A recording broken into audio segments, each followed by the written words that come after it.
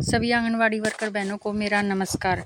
तो आज हम बात करने वाले हैं हमारे जो कल 2 जून को हमारी यूनियन को पंचकुला हेड ऑफिस में बुलाया गया था हमारी समस्याओं के समाधान के लिए।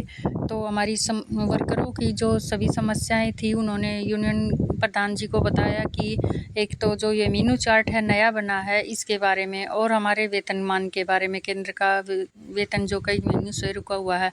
तो इस पर क्या बातचीत हुई हेड ऑफिस में जाकर हमारी यूनियन की, और उन्होंने किस किस समस्या का समाधान दिया है। तो चलिए सारी चीज़ें हम डिटेल से इस वीडियो में जानेंगे और आपको मैं पूरा प्रूफ दिखाऊंगी इस बात का कि उन्होंने क्या क्या बोला है। तो वीडियो को अगर आप चैनल पर नए हैं तो इसको सब्सक्राइब कर ले चैनल को, वीडियो को लाइक करें, शेयर करें, और पोषण ट्रैकर से आंगनवाड़ी से संबंधित सभी जानकारी मैं आपको इस वीडियो के माध्यम से देती हूँ। और इसके अलावा जो पोषण ट्रैकर पर जितनी भी, मान लीजिए कोई मेरी समस्या है और मुझे उसका समाधान सही मिल जाता है तो मैं उसको आपके साथ ज़रूर शेयर करती हूँ। तो चलिए वीडियो में चलते हैं। तो आप देख सकते हैं ऊपर कि आज यूनियन को हेड ऑफिस पंचकुला बुला रखा है, यानी कि कल का था, ये कल बुला रखा था। तो उन्होंने फिर हमारे पास क्या भेजा है। नमस्कार, कल हरियाणा की सभी यूनियनों को हेड ऑफिस मीटिंग के लिए बुलाया हुआ था, या यूं कहें कि आंगनबाड़ी वर्कर व सेंटर की कमियां बताने के लिए बुलाया गया था। जब सेंटरों की हालत मीटिंग हॉल में एक बड़ी स्क्रीन पर दिखाई गई तो किसी भी यूनियन के पास कहने के लिए कुछ नहीं था। हेड ऑफिस की टीम ने 9 बजे सेंटर विजिट किए हैं कुछ दिन पहले, जिसमें 9-10 सेंटर विजिट पर केवल उस वक्त 1-2 सेंटर ही खुले मिले। जो सेंटर खुले मिले उनमें 2-3 बच्चे ही थे। स्क्रीन पर दिखाए गए सेंटरों में सफाई, राशन का रखरखाव, शौचालय व फर्श की टाइलें आदि भी टूटी हुई, पर बार बार वर्करों की कार्यशैली पर प्रश्न उठाए जा रहे थे। पब्लिक और सरकार में आंगनबाड़ी वर्कर की भूमिका पर प्रश्न उठाने की बात कही गई। टीम द्वारा सेंटर विजिट करने पर ये कमी भी निकाली गई कि चार्ट आंखों के सामने ना लगाकर ज़्यादा ऊपर लगे हुए थे। एसएनपी रखने वाले कंटेनरों पर धूल जमी हुई थी। पोषण ट्रैकर में रजिस्टर्ड बच्चे व सेंटर में बैठे बच्चे अलग थे। पोषण ट्रैकर में एसएनपी वाले बच्चे ज़्यादा हैं व विजिट करने पर लेने वाले कम होते हैं। अगर सरकारी बिल्डिंग में काम ठीक नहीं हुआ तो वर्कर ने बताया क्यों नहीं। टीम द्वारा विजिट करने पर कुछ वर्कर ट्रेनिंग पर गई हुई थी। पूछने पर वो ट्रेनिंग का विषय तक ना बता पाई और ना ही ट्रेनर का नाम बता पाई। विभाग द्वारा दिए गए खिलौने बंद पैकेट में सजाए हुए, अभी तक वो बच्चों को खेलने के लिए क्यों नहीं दिए गए।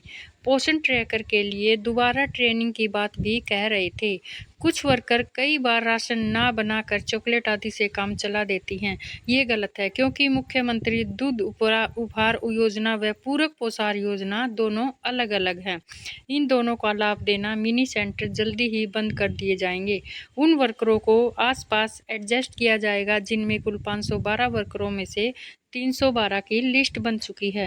बाकी बची मिनी वर्करों के लिए टेंशन की बात है कि उन्हें एडजस्ट करने के लिए आसपास, या यूँ कहें कि दूसरे ज़िले में भी भेजा जा सकता है।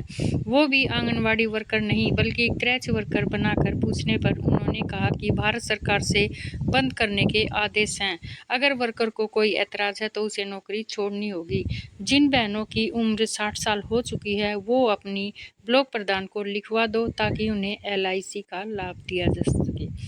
तो बहनों, अगर नौकरी बचानी है तो सुधर जाओ, अभी तो मिनी की बारी है, उससे आगे शायद समझ गए ना। ये लिखित में हमारे पास मैसेज आया हुआ है।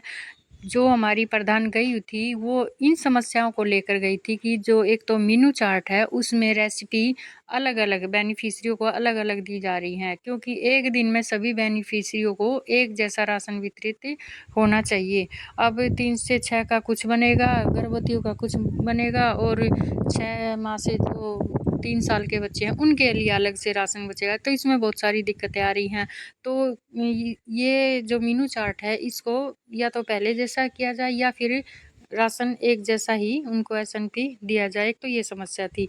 दूसरी जो हमारी केंद्र का वेतन है वो 5 से 6 महीने का रुका हुआ है। जो 3-3 हज़ार हमारे आते हैं, 4.5 तो हमारे आते ही नहीं हैं, वो कहीं पर आते हैं। तो ये भी हमारा रुका हुआ है। इसको लेकर के वर्करों ने हमारे प्रधान जी से की थी कि भाई इस बारे में भी बात करो मिल करके। और उसके अलावा जो एफआरएस का विरोध हो रहा है, ऐसा नहीं है कि हम एफआरएस ये जो सिस्टम है नहीं करना चाहते या हमें करना नहीं आता है। हम सीखने पर आए तो कुछ भी सीख सकते, लेकिन हमें दिक्कत तब आती है जब बेनिफिशियरी काम एफआरएस करते हैं और ओटीपी उसके फ़ोन पर भेजते हैं, तो या तो वो फ़ोन नंबर उन्होंने चेंज करवा रखा है। अब दूसरा है कि जो हम आधार से उसका चेहरा आधार से उसका एफआरएस करते हैं तो चेहरा मिसमैच की प्रॉब्लम आती है। तो मिसमैच इसलिए आता है क्योंकि वो जो उसका आधार है वो बहुत पहले बना हुआ है, या यूँ कहे कि शादी से पहले बना हुआ। तो 6-7 साल के बाद जब हम उसका फ़ोटो कैप्चर करते हैं तो 6-7 साल पहले का जो आधार बना हुआ वो चेहरा और अभी का चेहरा वो बिल्कुल भी मैच नहीं होता, इसलिए मिसमैच दिखाते हैं और हमारा ये नाकामयाब रहता है।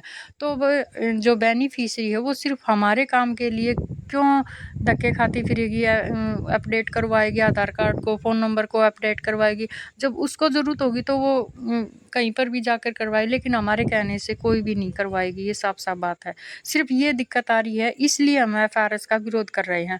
और दूसरी बात रही कि बहनों देखो, एफआरएस से कोई इतना बड़ा सबूत नहीं है कि भई हमने उसको राशन दे दिया है और इसका सबूत सिर्फ चेहरा प्रमाणीकरण से, हस्ताक्षर लेने से बड़ा कोई सबूत हो ही नहीं सकता। कहीं पर भी इतने बड़े-बड़े हैं, प्रॉपर्टी तक जो सिर्फ हस्ताक्षर के ऊपर ही डील होती है, हस्ताक्षर ले लिए और बेनिफिशियरी का सबसे बड़ा सबूत हो जाता है। तो क्या सरकार को ये सबूत काफ़ी नहीं लगता? हम एसएनपी में जो हमारी बेनिफिशियरी उसको टीएचआर दिया और उसके साइन ले लिए, यही बहुत बड़ा सबूत होता है। फेस कैप्चर से कौन सा बड़ा सबूत हो गया है? इसमें बेनिफिशियरी को भी बहुत सारी दिक्कत आ रही है और हमें भी दिक्कत आ रही है। और आदि तो ऐसी है कि हमें नहीं चाहिए तुम्हारा कौन चक्कर काटता फिरे आंगनबाड़ी का। और ऐसा इतना बढ़िया ऐसा राशन भी नहीं आता है कि बहुत ही बढ़िया आता है, कई महीने तो आता ही नहीं है। तो बहुत ही सारी दिक्कतें आ रही हैं। अभी हमारा जो 18 तारीख का धरना प्रदर्शन है दिल्ली जंतर मंतर पर, तो बहनों इसका सिर्फ अगर आप एफआरएस का सच में विरोध करती हैं तो या तो एक हो जाओ। यही हमारे अधिकारियों का भी यही कहना है कि या तो भाई तुम एक हो जाओ। तो अगर ये बंद होता तो उन्हें भी सुविधा है, क्योंकि परेशानी उन्हें भी उठानी पड़ रही है एफआरएस के चलते। हमारा काम अधूरा था, उनका भी काम अधूरा है। तो या तो एक होकर के सभी इसका विरोध करें। अगर एक नहीं होंगे, यूनियन के साथ नहीं होंगे, तो भाई अपना ये काम शुरू कर दो एफआरएस का। धीरे धीरे जब हमारे बच्चे का सभी का एफआरएस कंप्लीट, केवाईसी कंप्लीट हो जाएगा, तो जैसे ही कोई नई आती है हम उसका साथ के साथ कर लेंगे। ये भी सॉल्यूशन है। या फिर सब एक होकर के इसका कोई भी मत करो, दोनों में से कोई भी सॉल्यूशन। तो आप क्या चाहती हैं कि दूसरा जो हम अगर किसी चीज़ का विरोध करते हैं तो हमारा काम 100% सही होना चाहिए। जब भी अधिकारी हमारे विजिट पर आते हैं, देखते हैं, तो वो काम तो उनका अगर सही काम होगा तब तो वो हमें ठीक समझेंगे। तो 100% सही काम किसी भी वर्कर का, किसी भी बहन का हमारा काम 100% सही नहीं हो सकता है। कुछ ना कुछ कमियां हमारे अंदर भी होती हैं और अधिकारी आते हैं तो उन्हें तो वो नज़र आ जाती है और वो कमी निकाल देते हैं। तो हम उनके सामने फिर बोल भी नहीं सकते क्योंकि कमी हमारी है, तो इसके लिए हम कोई सफाई भी नहीं दे सकते। तो बहनों या तो भाई सभी एक हो जाओ और इसका विरोध करो, और या फिर अपना जो धीरे धीरे है अपना काम एक दूसरे से मदद लेकर के कैसे भी अपना ये काम पूरा कर लो, तो तभी इस बात का सॉल्यूशन निकलेगा।